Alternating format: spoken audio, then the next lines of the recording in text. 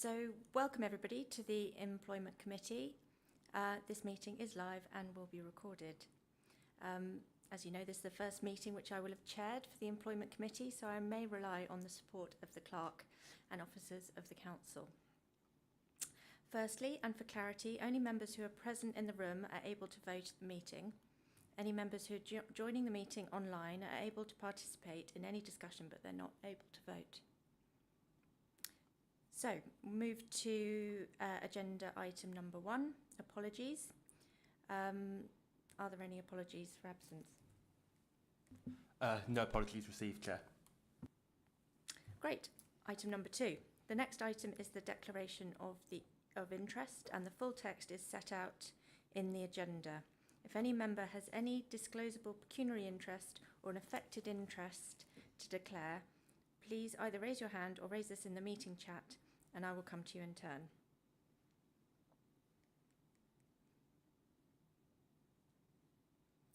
Nothing in the chat? Yeah, sorry. There's nothing in the chat. Yeah, nothing in the chat, sorry.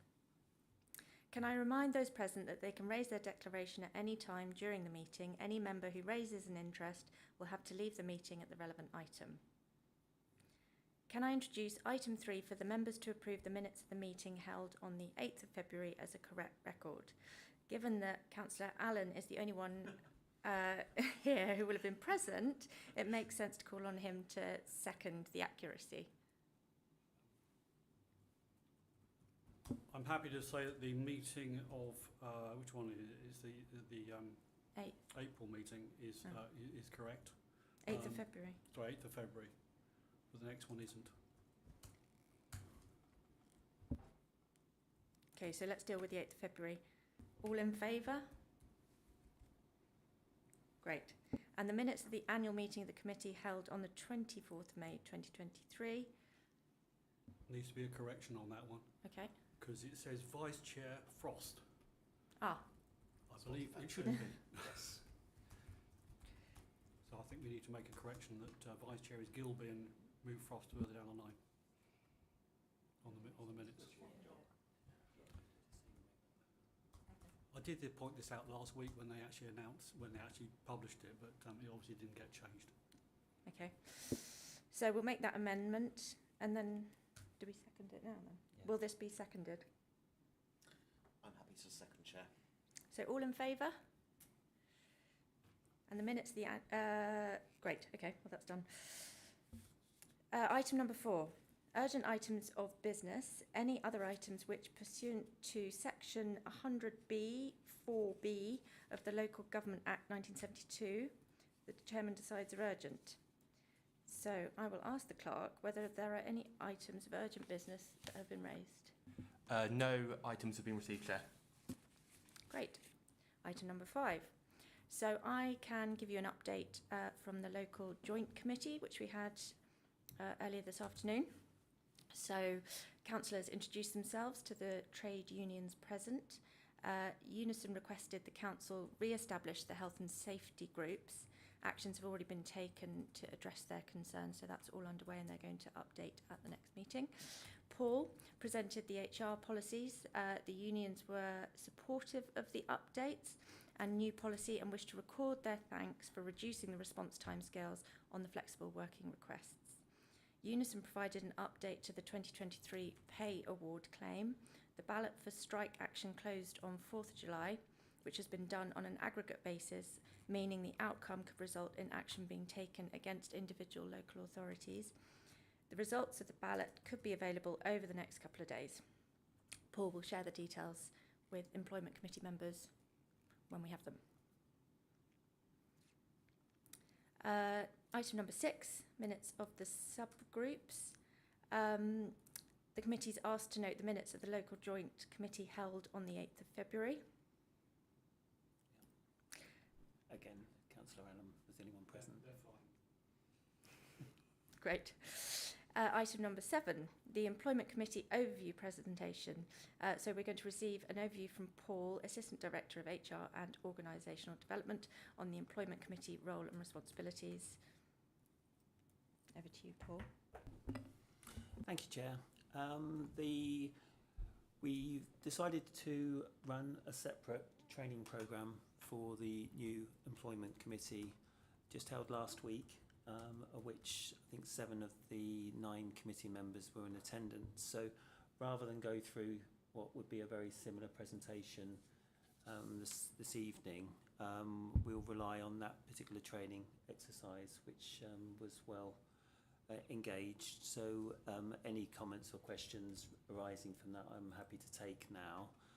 That training was recorded, so if there are any members that weren't present or a member for part of that training programme, then that is available to watch online. Okay, any questions on that? Okay. So we can move to item number 8, which again Paul is going to present the HR policy updates to us. Thank you, Paul. Thank you, Chair. The policy, we are undertaking a review of all the HR policies on a rolling programme. Over the last year or so, we've brought a number of these policies to Employment Committee for adoption. And this is an ongoing programme which we are updating some of the existing policies and also establishing some new ones. And for committee to consider this evening are 4 policies for shared parental leave, the trans and non-binary policy, which is a new policy in Bracknell Forest, adoption leave, and the right to request flexible working. If it's okay, what I will do is just highlight some of the changes to the policies one by one, and happy to take any questions on each one of those as and when. First of all, I would say with the policy updates we're undertaking, there is a programme of consultation with staff groups, trade unions, and also the Equality Board in Bracknell Forest, whilst also looking at engaging with managers. So this has gone through quite a significant period of consultation internally before we take it through to corporate management team, who have signed these off for consideration at Employment Committee. So the first one I just wanted to touch on was the adoption policy. As indicated at paragraph 5.4 in the covering report, the changes are minimal, and they're undertaken there. So I would say that I won't go into the detail of the policy here, but I'm happy to take any questions from any members.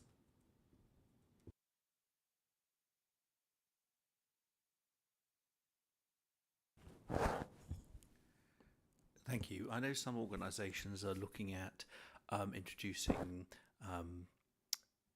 it's not flexible working as such, but for new parents, giving them the opportunity to perhaps 5 days that they can take over and above their annual holiday entitlement to cope with sick children or whatever, that can't be added to normal holiday entitlement but have to be taken as ad hoc days for that very purpose. Is that something that's been considered? Yes, we have that in our current arrangements for leave. We've got separate policies that look at family-friendly policies, of which new parents is one of those. There are also a number of other policies on parental leave, and one of those is here this evening, and time off for new birth, and also time off for dependents can also be granted. So there's a whole scheme of other policies for family-friendly arrangements are actually already in place, and they'll be looked at as part of this rolling programme.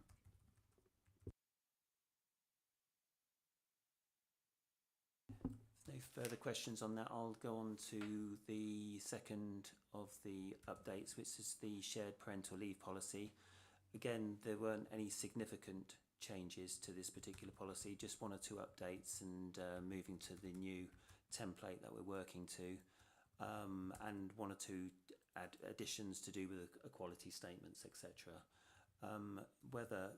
If there's any questions, I'm happy to take those. This is quite a complex policy. If you've read it, it is complex in terms of the arrangements around shared parental leave, and what we would encourage any employee who's considering this is to actually have an early discussion with HR colleagues so we can talk you through it, because just in terms of the size of the policy you can see how complex it is.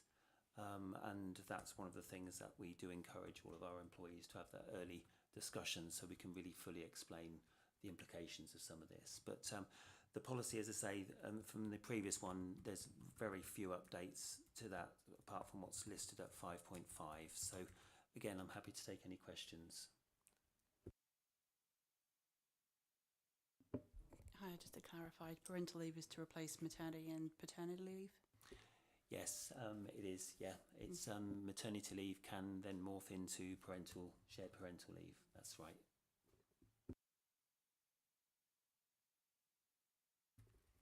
There's no further questions. I will go on to the third of the policy, and that's the flexible working policy. This one, there has been some changes that we're recommending to committee. We were initially doing the update for this and working with the trade union colleagues just to do the general update. And I think one of the points that was highlighted earlier on by Councillor Gilby at the meeting of the local joint earlier was the appeals procedure. The appeals procedure previously had an appeal to the same manager who made the original decision, which sounds a little bit absurd. It identifies that we didn't have many issues or many appeals going through previously on this, but we have updated that as far as this policy update review. But particularly I wanted to draw your attention to paragraphs 5.6.1. Whilst we were undertaking this review, there are further changes planned to this nationally later on in 2023 when there is more flexibility to be shown with the ability to apply the flexible working requests. And rather than wait for that to be introduced nationally, what we're proposing to do is actually implement that now as part of this policy update. Partly to do with the fact that it seems a sensible approach to take, but moreover to highlight the flexible working arrangements and the flexibility we've got here in Bracknell Forest and how we actually regard and value our staff. So as indicated at 5.6.1, what we are intending to do is update the policy that you no longer need to have a qualifying criteria of 26 weeks of employment to be able to make a request under this policy. It will be available from day one. And secondly, removing the requirement for an employee to actually explain what the consequences are and the implications are of any request. So that will be removed. And also allowing employees to make up to 2 flexible working requests in 12 months and from the current 1. And one thing which we've also indicated is for the whole request to be dealt with by 2 months rather than the current arrangements of 3 months. That was particularly commented on by trade union colleagues, which has been given their support.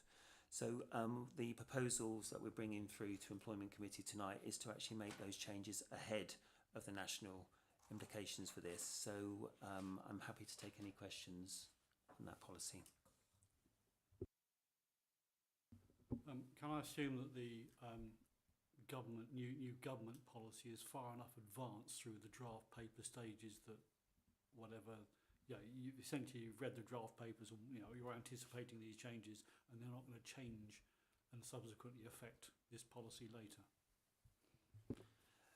It's a fair comment and a fair question. The answer is, as far as we know, yes, but the implications to this aren't significant for us as an employer. Clearly the legal requirements are a minimum, and what we are choosing to do here and making a recommendation to do here is beyond the minimum. So the implications are minimal. We don't have that many requests anymore because of the agile working arrangements we've already got in situ in the council. But what we want to do here is where we do get the request, we don't want those qualifying criteria to stand in the way. And so the answer to the question is, who can tell? It is far enough through the process to expect it not to change, and we are told it is going to go through in 2023. But that said, I think the proposals that we're moving forward with is a good and proper thing to be doing and supportive of our workforce.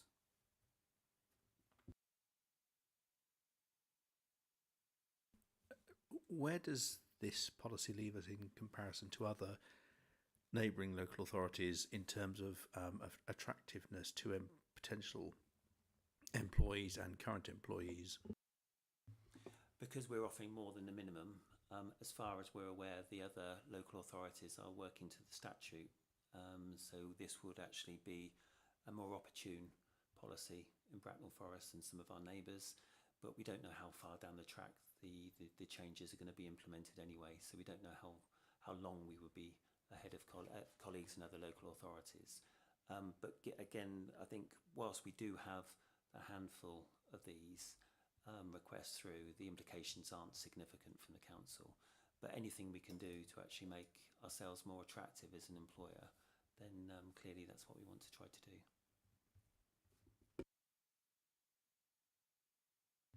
So no further questions. And the last policy for consideration is the new policy for the trans and non-binary policy. This is detailed in the pack, and clearly it's to support the commitment to equality of opportunity for people that are going or considering to going through transition. Whilst we haven't had a policy in the past, we want to make sure that this is a policy which is well known and understood through the council. So we have got e-learning packages already available, and we're also going to be looking at providing support and training for managers of the implications of this policy. And whilst it is a new policy, I think it's important to note from Employment Committee perspective that we will look, any new policy, we need to have a time of reflection and review. Should we be using this? In any case, what we will do is actually make sure that we are really ensuring that if the policy works for the service and for the council, and also for the individuals, any individuals that may be going through transition. Okay. Is there any questions, or are there any questions, I should say, on that new policy?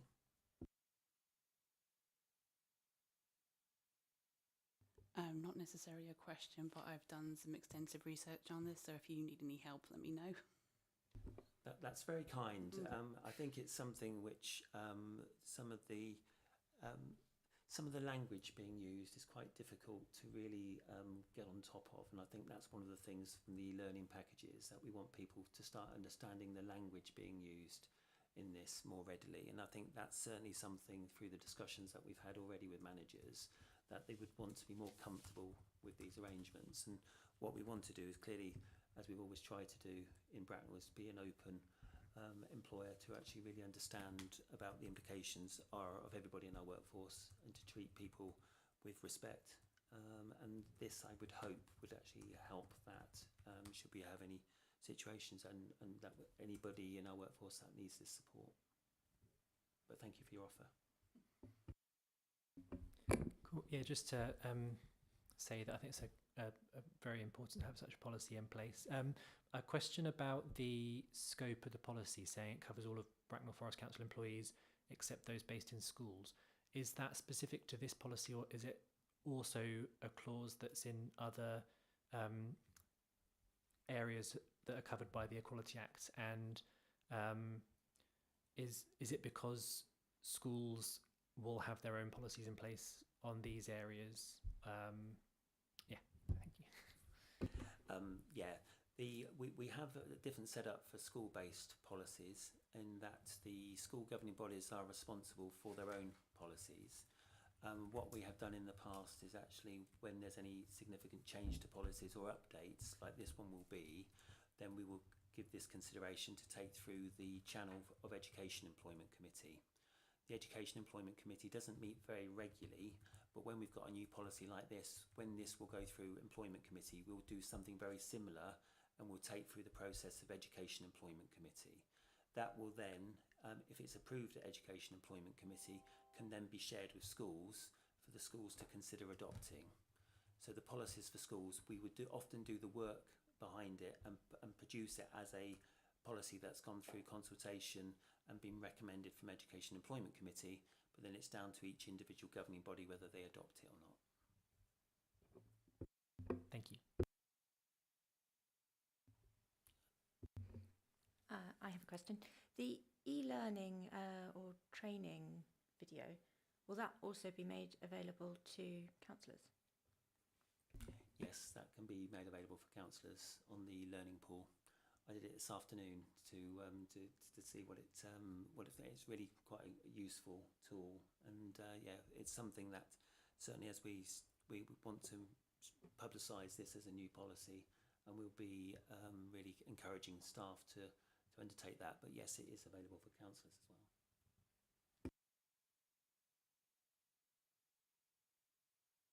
No further questions? Not a question, but a comment. Paul, thank you for your efforts on this, and indeed pass our thanks to the rest of your team for the efforts that have been made in drawing up a very well-crafted set of policies. Thank you, that's kind. Thank you. I'll pass that message on. Thanks. Okay, so if there are no more questions, no further questions, I propose a motion as detailed at paragraph 2.1 to agree the newly created trans and non-binary policy and to agree to the revision to the adoption, shared parental leave and flexible working policies. Can I have a second for that proposal, please? Chair, I'm happy to second. Thank you. And that concludes the agenda for this evening. Oh, right, yes, sorry. All in favour? All in favour. And that concludes the agenda for this evening.